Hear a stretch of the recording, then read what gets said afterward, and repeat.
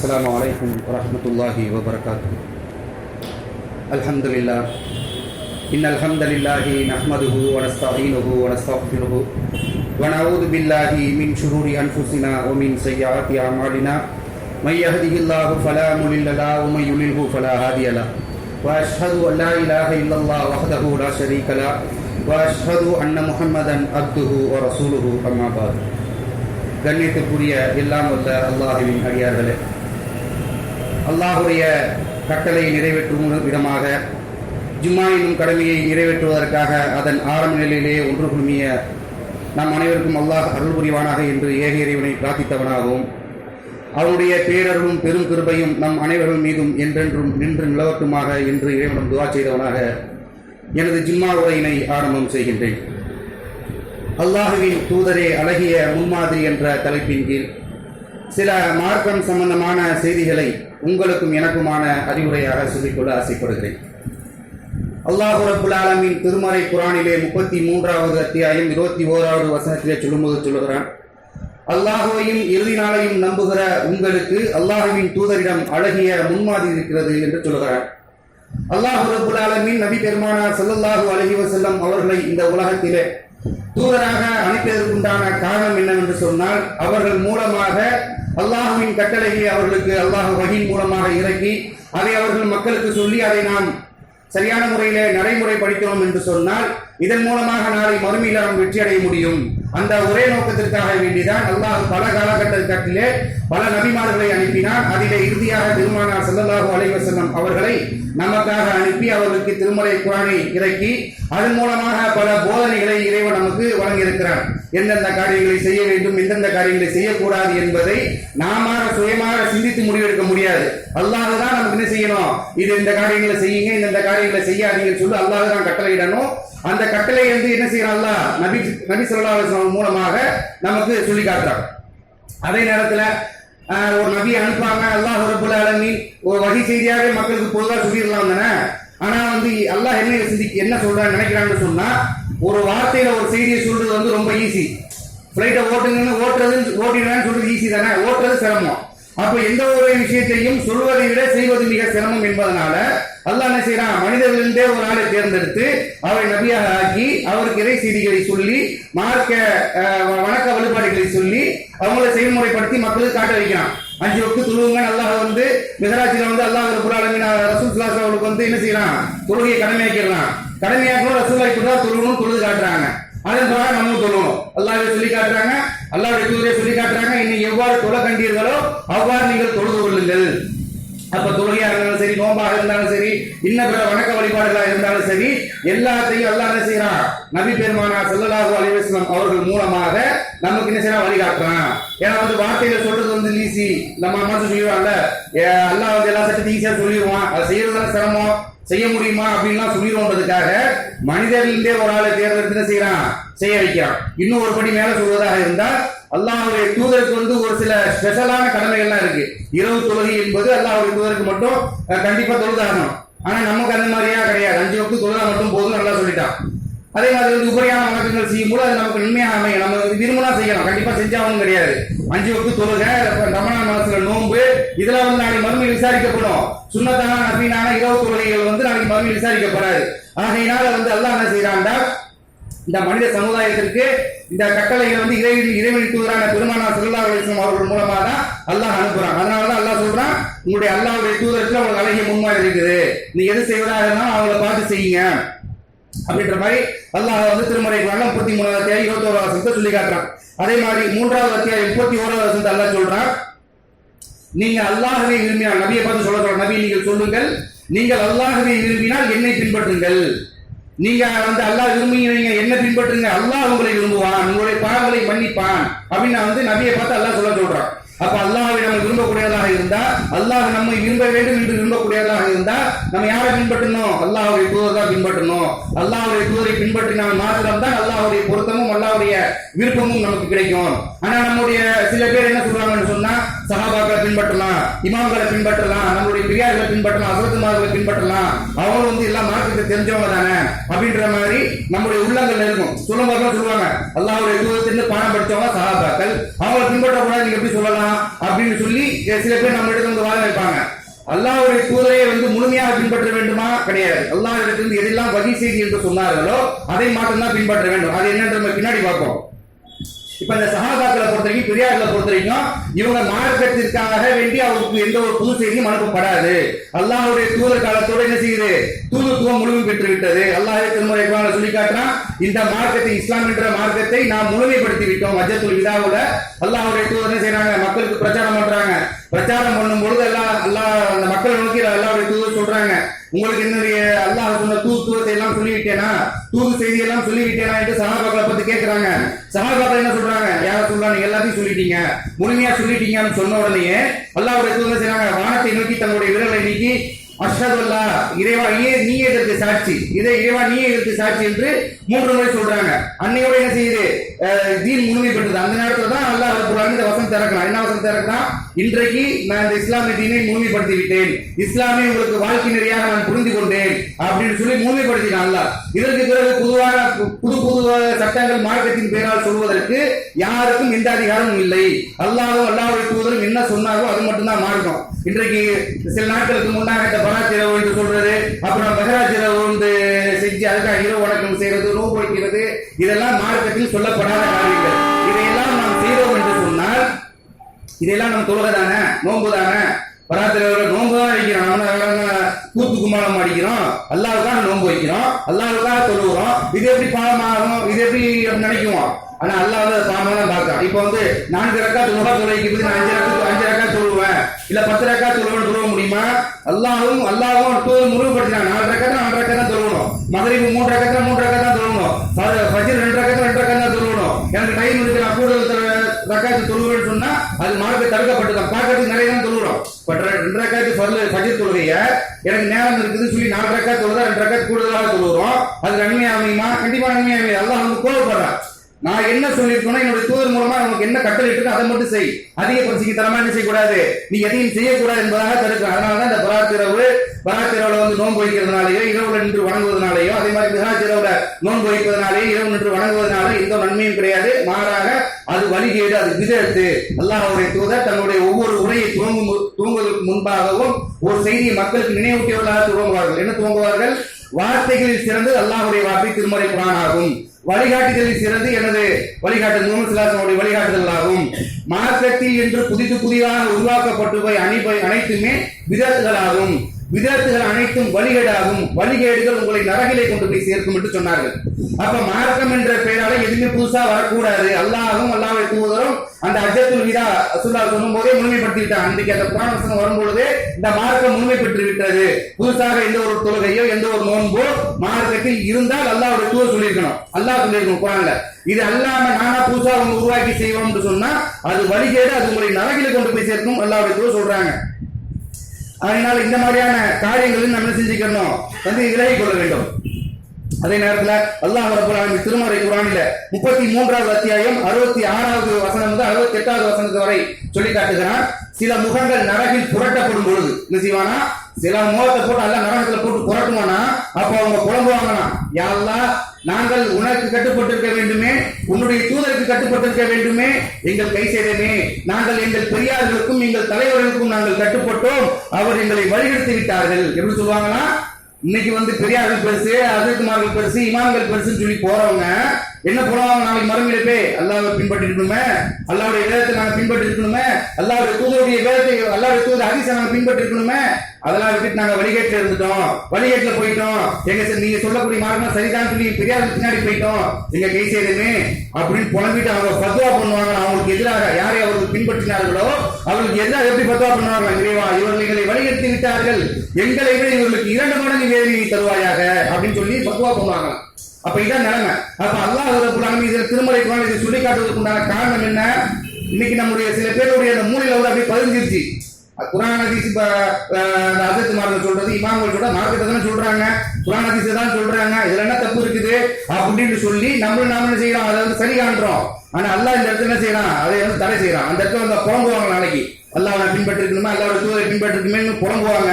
ஆகையினால் நம்ம செய்யக்கூடிய காரியங்கள் அனைத்துமே குர்ஆனிலே இருக்குதா, ஹதீஸ்ல இருக்குதா, நம்ம உரசி பார்க்கணும். இன்னைக்கு அல்லாஹ்வுடைய கிருபையை கொண்டு என்னுடைய ஆண்ட்ராய்டு போன்ல எல்லா அப்ளிகேஷன் வந்துருச்சு. தமிழ்நாடு குர்ஆன் அப்ளிகேஷன் வந்துருச்சு, ஹதீஸ்கள் அப்ளிகேஷன் வந்துருச்சு. எது ஒன்று நம்ம சர்ச் பண்ணி பார்த்தாலே தெரிஞ்சிடும். இப்போ லோகல்ல முன்சுனத் எத்தனை, பின்சுனத் எத்தனை, எதை பத்தி நம்ம சர்ச் பண்ணாலும் எளிதாக எடுக்கக்கூடிய அளவுக்கு அல்லாஹ்வுடைய கிருபையை கொண்டு இன்னைக்கு நம்ம கையிலேயே வந்து போன்லாம் வந்துருச்சு. அப்ப எந்த ஒரு செயலை நாம் செய்வதாக இருந்தாலும் இது குர்ஆன் ஹதீஸ்ல இருக்குதா அப்படின்றத பார்த்து செய்ய வேண்டும். அல்லாஹ்வுடைய தூதரை மாத்திரம் என்ன செய்யணும், நம்ம பின்பற்ற வேண்டும். அதே மாதிரி அல்லாஹ்வுடைய தூதர் அனைத்து விஷயங்களிலுமே வந்து முன்மாதிரியாக இருந்திருக்காங்க. சும்மா தொழுகை, நோன்பு அது மட்டும் இல்ல, வணக்க வழிபாடுகள் மட்டும் இல்ல, சக மனிதர்கிட்ட பழகிறதுல கூட ரொம்ப அழகான முறையில் அவருடைய முன்மாதிரி இருக்கு. இன்றைக்கு வந்து இப்போ பொதுவாக நம்முடைய இந்த சமகாலத்துல வந்து இந்த நகைச்சுவை உணர்வு அதிகமாகி போச்சு. ரொம்ப ஒருத்தரை போட்டு கலாய்க்கிறது, கிண்டல் பண்றது, இந்த மாதிரியான செய்திகள் அதிகமாயிடுச்சு. ஒரு ஃப்ரெண்ட்ஸ் சர்க்கிள்ல வந்து ஒரு 10 பேர் 5 பேர் கூடணும் சொன்னா, இல்ல பெரியவர்கள் ஒரு 5 பேர் 10 பேர் கூடணும் சொன்னா ஒருத்தர் கிண்டல் பண்றது, இந்த மாதிரியான காரியங்கள் வாட்ஸ்அப், பேஸ்புக் போன்றதெல்லாம் வந்து நகைச்சுவா போடுறதுலாம் வந்து இன்னைக்கு ரொம்ப பெருகிடுச்சு.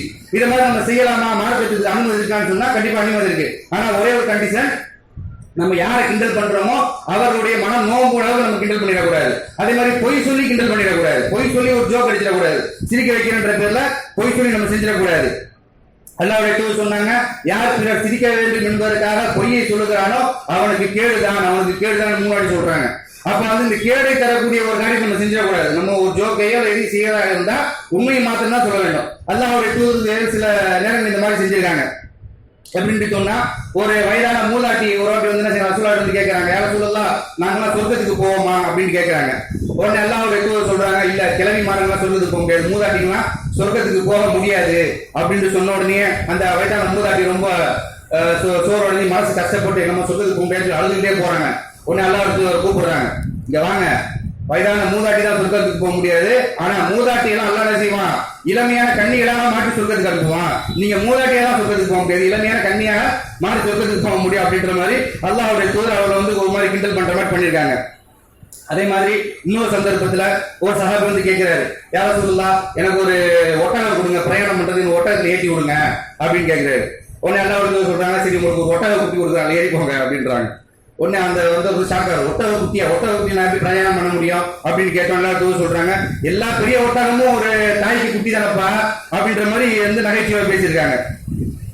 அதே மாதிரி இந்த மாதிரியான பல சந்தர்ப்பம் ரசூலுல்லாஹ் நகைச்சுவை பேசுறாங்க. நகைச்சுவை பேசணும் சஹாபாக்கள் கேட்கிற, யார சொல்ல நீங்க ரொம்ப நகைச்சுவை தமாஷா பேசுறீங்களா அப்படின்னு கேட்கும்போது அல்லாஹ்வுடைய தூதர் சொல்றாங்க, நான் உண்மைக்காக வேற எதுவும் பேசுறது இல்ல, அந்த ரெண்டு சம்பவமே உண்மையா தானே, கிளவியா சொர்க்கத்துக்கு போக முடியாதுன்னு சொன்னாங்க, உண்மைதான். அவங்க குமரியை மாற்றப்பட்டு சொர்க்கத்துக்கு போவாங்க. ஒட்டக குட்டியில ஏற்றி அனுப்புறாங்க, எல்லா ஒட்டகமும் அதோடைய தாய்க்கு குட்டி தானே அப்படின்ற அடிப்படையில எந்த ஒரு செயலை செய்வதாக இருந்தால் அல்லாஹ்வுடைய தூதர் உண்மையை கொண்டே பேசியிருக்கிறார்கள். அதே மாதிரி நம்முடைய வாழ்க்கையில நம்ம பிறரை கிண்டலோ ஜோக்க பண்றதா இருந்தால் அவருடைய மனசு தோணாத அளவுக்கு உண்மையை வைத்து செய்வது வந்து மார்க்கத்தை அனுமதிப்பட்டிருக்கு. இதுல அல்லாஹ்வுடைய தூதருக்கு வழிகாட்டுதல் இருக்குது. அதே மாதிரி அல்லாஹ்வுடைய தூதர் தங்களுடைய மனைவி வாழ்த்து ரொம்ப சகஜமா விளையாட்டாக இருந்திருக்கிறாங்க. ஒரு வாட்டி அன்னை ஆயிஷா அறிவிக்கக்கூடிய ஹதீஸ் என்ன செய்யறாங்க, ஒரு போர்க்களத்துல ஆயிஷா அவர்களும் ரசூல் ஸல்லல்லாஹு அலைஹி வஸல்லம் போறாங்க. போயிட்டு இருக்கும்போது ஒரு இடத்துல வந்து மக்கள் எல்லாம் முன்னாடி போயிடுறாங்க, ரசூலுல்லாஹ் ஆயிஷா மட்டும் பின்னாடி வந்துட்டு இருக்காங்க.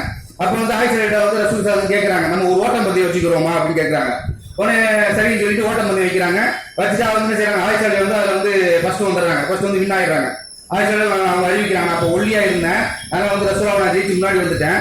இது ரொம்ப நாள் கழிச்சுது, இன்னொரு போர்க்களத்துக்கு இந்த மாதிரி ஒரு சந்தர்ப்பம் கிடைக்கும் போது ரசூலுல்லாஹ் திருப்பி கேட்கறாங்க, நம்ம 2 ஓட்டப்பந்தயம் வச்சுக்கோமா அப்படின்னு. உடனே நானும் சரி சொல்லி ஓட்டப்பந்தயம் வைக்கும் போது ரசூலுல்லாஹ் என்ன வந்து ஜெயிச்சிட்டாங்க. நான் கொஞ்சம் பருமனா இருந்தேன், எனக்கு கொஞ்சம் உடம்பு போட்டுச்சு, அதனால வந்து ரசூலுல்லாஹ் என்ன வந்து முந்தி ஜெயிச்சிட்டாங்க.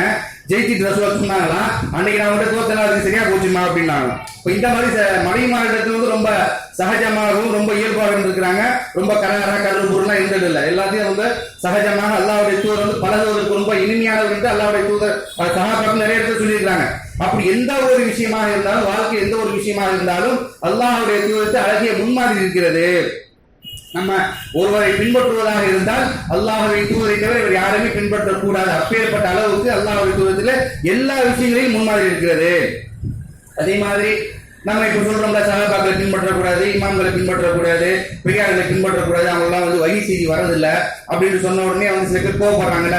அல்லாஹ்வுடைய தூதருடைய வாழ்க்கையை நாம் இரண்டாக பிரிக்கலாம். எப்படி பிரிக்கலாம்னு சொன்னா, வகியின் அடிப்படையில் அல்லாஹ்வுடைய தூதர் அப்படின்ற ஒரு கேட்டகரியிலையும், முகமது அப்படின்ற ஒரு மனிதர் என்ற கேட்டகரி ரெண்டா நம்ம பிரிக்கலாம். பிரிச்சு இந்த முகமது அப்படின்னு சொல்ல ஒரு சில காரியங்களை சொல்லும் பொழுது அதை கேட்கவும் செய்யலாம், கேட்காமல் இருக்கவும் செய்யலாம், அது நம்முடைய விருப்பத்தை பொறுத்து. ஆனா அல்லாஹ்வுடைய தூதர் என்ற பெயரில் அல்லாஹ்வுடைய வகை செய்தியாக சொல்வதை நாம் அப்படியே பின்பற்ற வேண்டும். சரியா? இப்ப எப்படி சஹாபாக்களுக்கு அவங்க வகி வராது, இமாம்களுக்கு வகி வராது, அவங்க நம்ம பின்பற்றக்கூடாதுன்னு சொல்றோம்ல, அதே மாதிரி அல்லாஹ்வுடைய தூதருடைய வாழ்க்கையில் வகி அல்லாத வாழ்க்கையை நாம் பின்பற்ற வேண்டிய அவசியம் இல்லை. இது நம்மளால சொந்தமா சொல்றோமா? கிடையாது. இதுக்கு சில ஹதீஸ்கள் இருக்குது. அல்லாஹ்வுடைய தூதர் மக்கள் மதீனாவுக்கு ஹிஜ்ரத் செஞ்சு அங்க வாழ்க்கை நடத்திட்டு இருக்கும்போது அப்போ அவங்களுக்கு ஒரு விருந்துக்கு அழைக்கப்படுறாங்க. மதீனாவில் விருந்து அழைக்கப்பட்டு விருந்து உபசரிப்புலாம் நடக்கும்போது அந்த இறைச்சிலாம் பரிமாறப்படுது. சொன்ன ரசூலுல்லாஹ் சாப்பிட்டு இருக்கும்போது இறைச்சி எடுக்கிறதுக்கு போகும்பொழுது அந்த விருந்து கொடுக்குறவங்க சொல்றாங்க, யார ரசூலுல்லாஹ் அது உடும்பு கறி அப்படின்னு சொல்றாங்க. உடனே ரசூலுல்லாஹ் செய்யறாங்க, எடுக்க போனவங்க டக்குன்னு கை எடுத்துறாங்க, உடும்பு கறின்னு கை எடுத்துறாங்க. உடனே பக்கத்தில் இருந்த சஹாபி கேட்கிற, யார ரசூலுல்லாஹ் உடும்பு கறி இந்த ஹராமா, நீங்க என்ன எடுக்க போறோம் எடுக்காம கை எடுத்துட்டீங்களா, உடும்பு கறி ஹராமா அப்படின்னு கேட்கறாங்க. உடனே அல்லாஹ்வுடைய தூதர் சொல்றாங்க, ஹராமும் கிடையாது, நான் வாழ்ந்த பகுதியில இந்த உடும்பு கறி சாப்பிடக்கூடிய பழக்கம் எனக்கு இல்ல, ஆகினாலும் எனக்கு இது பிடிக்கல அப்படின்ற மாதிரி சொல்றாங்க. உடனே அந்த சஹாபி என்ன பண்றாங்க, ரசூலுல்லாஹ் வைத்த உடும்பு கறியும் சேர்த்து அவங்க சாப்பிடுறாங்க. அந்த மதீனா மக்கள் கிட்ட இந்த உடும்பு கறி சாப்பிடக்கூடிய பழக்கம் இருந்ததுனால என்ன செஞ்சாங்க, அந்த சஹாபி ரசூலுல்லாஹ்வுக்கு உள்ள உடும்பு கறி சேர்த்து சாப்பிடுறாங்க. இப்ப இதான் நமக்கு என்ன விளங்குது, அல்லாஹ்வுடைய தூதருக்கு ஒரு விஷயம் பிடிக்கல, அந்த கறி உடும்பு கறி பிடிக்கல, அது ஹராமாக்க முடியுமா? முடியாது. ஹராமாக்கக்கூடிய அதிகாரம் அல்லாஹ்விடத்துல தான் இருக்குது. அல்லாஹ் தான் வகை செய்தியின் மூலமாக அல்லாஹ்வுடைய தூதருக்கு சொல்லுவான், அதைதான் அவங்க மக்களுக்கு சொல்லுவாங்களே தவிர அவங்க சுயமாக எதையும் செய்ய முடியாது, மக்களுக்கு ஹலாலோ ஹராமோ ஆக்க முடியாது என்பதை இந்த செய்தி நம்ம தெளிவா விளங்கிக்கலாம். அப்ப அந்த சாமி விளங்கி வச்சிருந்தாங்க, அல்லாஹ்வுடைய தூதருக்கு வகின்ற அடிப்படையில ஹராம் சொல்லியிருந்தாங்க, சாப்பிட மாட்டாங்க. அல்லாஹ்வுடைய தூதர் தனிப்பட்ட முறையில் அவங்க பிடிக்கலன்றாங்க, அதனால அது ஹராம் கிடையாதுன்றதுனால அவங்களுக்கு வைத்த கறியும் சேர்த்து அந்த சாஹாபி சாப்பிட்டு விடுகிறார்கள். அதே மாதிரி இன்னொரு அழகான ஒரு சம்பவம், அன்னை ஆயிஷா ரலியல்லாஹு அவங்களுடைய அடிமை பெண்ணாக இருக்கக்கூடிய பரீரா ரலியல்லாஹு அவங்க என்ன செய்யறாங்கன்னு சொன்னா, தங்களுடைய கணவரை பிடிக்காம விவாகரத்து பண்ணி அவங்களுக்கு பிரிச்சு வாழ்றாங்க. உடனே அவங்க கணவர் முரீஸ் நினைக்கிற அவரோட பேரு, அந்த முரீஸ் ரலியல்லாஹு என்ன பண்றாங்க, அந்த பரீராவை பின்தொடர்ந்து போறாங்க. இந்த மாதிரி என்ன விட்டுட்டு போயிட்டீங்களே அப்படின்னு சொல்லி ரொம்ப சோர்ந்த முகத்தோட அழுத்தத்தோட என்னை சேர்ந்து வாழுங்கன்ற மாதிரி அழுதுகிட்டே போறாங்க. இது ரசூலுல்லாஹ்வுடைய பார்வைக்கு வருது. இந்த மாதிரி பரீராவில அவருடைய கணவர் விவாகரத்து செஞ்சுட்டாங்க, ஆனா கணவர் அவங்களே ரொம்ப நேசிக்கிறாரு, ரொம்ப அழுத முகத்தோட பின்தொடர்றாரு அப்படின்னு உடனே அல்லாஹ்வுடைய தூதர் செய்றாங்க, அந்த பரீராவில அவங்கள அழைக்கிறாங்க. அழைச்சி சொல்றாங்க, இந்த மாதிரி உங்க கணவர் உங்க மேல ரொம்ப பாசம் வச்சிருக்கிறாரு, ஏன்னா நீங்க அவரை பிரிஞ்சு வாழணுன்றீங்க, அவர் ரொம்ப சோர்வா உங்க மேல பாசம் வச்சுனாங்க, அழுதுட்டே இருக்கிறாரு, அதனால அவரை சேர்ந்து வாழுங்க அப்படின்னு சொல்றாங்க. உடனே அந்த பரீராவில அந்த அம்மா கேட்கிறாங்க, எந்த அளவுக்கு சஹாபாக்கள் புரிஞ்சு வச்சிருக்காங்க பாருங்க. அவங்க கேட்கறாங்க, யார ரசூலுல்லாஹ் இது அல்லாஹ்விடத்திலிருந்து வகை செய்தியாக நீங்கள் சொல்லுகிறீர்களா அல்லது உங்களுடைய ஒப்பீனியனாக உங்களுடைய சுயகர்த்தாக சொல்லுகிறீங்களா கேட்கிறாங்க. உடனே அல்லாஹ்வுடைய தூதர் சொல்றாங்க, வகை செய்தியா இல்லாம என்னுடைய சுயகர்த்தா தான் சொல்றாங்க, அவர் இந்த முரீஸை பார்க்கறதுக்கு ரொம்ப பரிதாபமா இருக்குது, அதனால தான் நான் சொல்றேன் அப்படிங்கும் பொழுது அப்ப அந்த பரீராவில் சொல்றாங்க, யார ரசூலுல்லாஹ் இதை நீங்க அல்லாஹ்வுடைய வகை செய்தி என்று சொன்னால் நான் இதை பின்பற்ற தயாரா இருக்கிறேன், ஆனா உங்களுடைய சுய விருப்பம் என்று சொன்னா அவர் எனக்கு பிடிக்கல, அப்ப ஏதோ ஒரு காரணம், எதுக்கு பிடிக்கலாம்னு சொல்லப்படல, ஏதோ ஒரு காரணம் அப்படின்னு சொல்லி என்ன செஞ்சிடறாங்க, அதை வேணான்ற மாதிரி சொல்லிடுறாங்க. அப்ப சஹாபிய பெண்மணிகளும் சஹாபாக்கும் தெளிவாக புரிந்து வச்சிருந்தார்கள், அல்லாஹ்வுடைய வகையை செய்யக்கூடிய செய்திகள் நாங்க மாற மாட்டோம், அதை நம்ம கரெக்டா பின்பற்றுவோம் அப்படின்ற மாதிரியும், அல்லாஹ்வுடைய தூதர் நபி முகமது என்ற அடிப்படையில மனிதன் என்ற அடிப்படையில ஒரு சில காரியங்களை சொல்லும் பொழுது அதை செய்வோம், நாங்க தேவனா பின்பற்றுவோம், தேவனா விட்டுருவோம்ன்ற மாதிரி அல்லாஹ்வுடைய தூதரே ஒரு சந்தர்ப்பத்தில் இது சொல்றாங்க. எப்படின்னு சொன்னா, ஒரு ரசூல் என்ன செய்யறாங்கன்னா, ஒரு தோட்டத்தை கடந்து செல்கிறார்கள். தோட்டத்தை கடந்து செல்லும் பொழுது அங்க அந்த விவசாய நிலங்கள்ல கடந்து செல்லும் பொழுது ஆண் மரத்தையும் பெண் மரத்தையும் சேர்த்து வச்சு மகரந்த சேர்க்கை செய்யக்கூடிய ஒரு காரியம் அங்க நடக்குது. அதை பார்த்த உடனே ரசூலுல்லாஹ் பார்க்க நல்லா இல்லாத மாதிரி இருக்குது, ரெண்டு மரத்தை கட்டி வச்சு என்ன பண்ணி நல்லா இல்லையா அப்படின்னு சொல்லிட்டு அந்த மக்கள் சொல்றாங்க, இந்த மாதிரி செய்யாதீங்க, நல்லா இல்லாத மாதிரி தெரியுது அப்படின்ற மாதிரி சொல்றாங்க. சொல்லிட்டு அந்த மக்களும் ரசூலுல்லாஹ் சொன்னதை கேட்டு செஞ்சாங்க, விட்டுறாங்க. சரி சொல்லி மறு வருஷம் போறாங்க, மகசூல் ரொம்ப குறைவா இருக்கு, விளைச்சல் ரொம்ப குறைவா இருக்கு.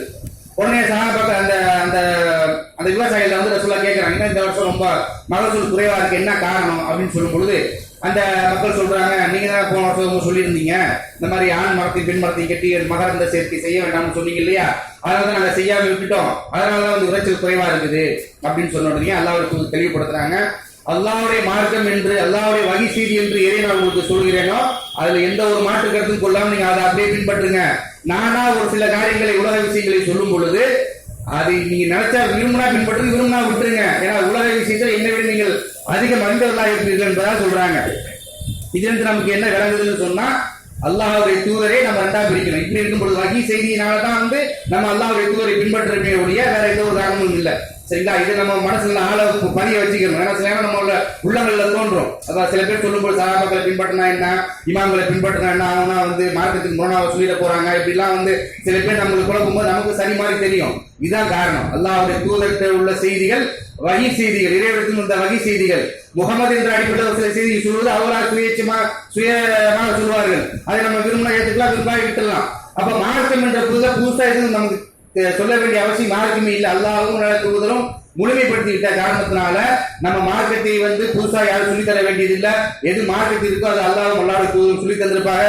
ஆகையினால் எந்த விஷயங்களை செய்வதாக இருந்தாலும் அல்லாஹ்வும் அல்லாஹ்வுடைய தூதரும் சொல்லிக் கொடுத்த வழியிலே நம்முடைய வாழ்க்கை அமைத்துக் கொள்ள வேண்டும். அல்லாஹ்வுடைய தூதர் தான் அழகிய முன்மாதிரி. அவர்களை மாத்திரம்தான் பின்பற்ற வேண்டும். அவர்கள் மட்டும்தான் பின்பற்ற தகுதியானவர்கள் என்பதை நினைவில் நிறுத்தி அவர்களை பற்றி பின்பற்றி வாழ்ந்து மரணிக்கக்கூடிய நன்மக்களாக வல்ல இறைவன் நம் அனைவரையும் ஆக்கி அருவானாக என்று கூறி எனது முதல் உரையை நிறைவு செய்கிறேன்.